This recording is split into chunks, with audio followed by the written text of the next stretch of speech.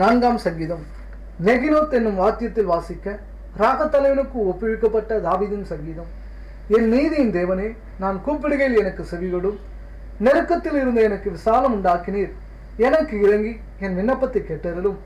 மனுபுத்திரரே, எதுவரைக்கும் என் மகிமையை அவமானப்படுத்தி வீணானதை விரும்பி பொய்யை நாடுவீர்கள்?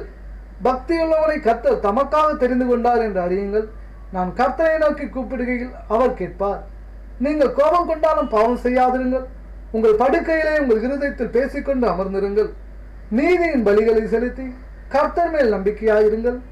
எங்களுக்கு நன்மை காண்பிப்பவன் யார் என்று சொல்லுகிறவர்கள் அநேகர். கர்த்தாவே, உம்முடைய முகத்தின் ஒளியை எங்கள் மேல் பிரகாசிக்க பண்ணும்.